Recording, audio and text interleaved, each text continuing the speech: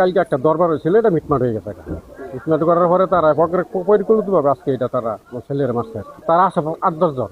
ওই যে দিলর হোসেন 1 নাম্বার, দ্বিতীয়ত ফজলুর ছেলে খালেকে ওই তার আরেক ছেলে সাব্বির, পরে লিটন, পরে হাবিব, আরো কয়েকজন আছে। পূর্বের একটা রেশারেশি নিয়ে একটা ঝামেলা নিয়ে ঘটনা। আপনার কালকে চাঁদাবাজি করছিল, চাঁদাবাজি করে আমার ভাই চাঁদাবাজিতে বাধা দিছিল, চক্রান্ত করে এই ঘটনাটা ঘটাইছে। বাংলাদেশে তো সঠিক বিচার পাওয়া যায় না। ফাঁসি তো যদি দেয় সরকার, তো ফাঁসি দেয়, এটা সবচেয়ে উত্তম হবে ভাই। সরকারের কাছে দাবি ভাই যেন আসামিদের ফাঁসি হয়।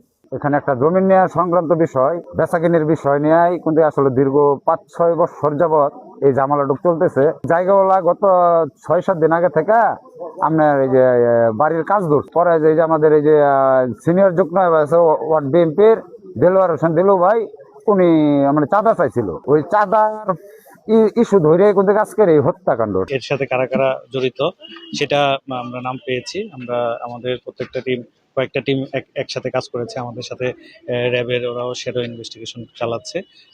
অতি সত্বরই আমরা এদেরকে আমরা ধরে ফেলতে পারবো বলে আমরা বিশ্বাস করি। দীর্ঘ 6 বছর আগে থেকে তাদের মধ্যে একটা গন্ডগোল চলছে। গত দিনও তাদের মধ্যে একটা মীমাংসার মতো একটা চেষ্টা হয়েছিল। এইটুকু আমরা পেয়েছি, তারপরে তদন্ত চলছে, বাদ বাকিগুলো আমরা পরে আপনাদের জানাবো।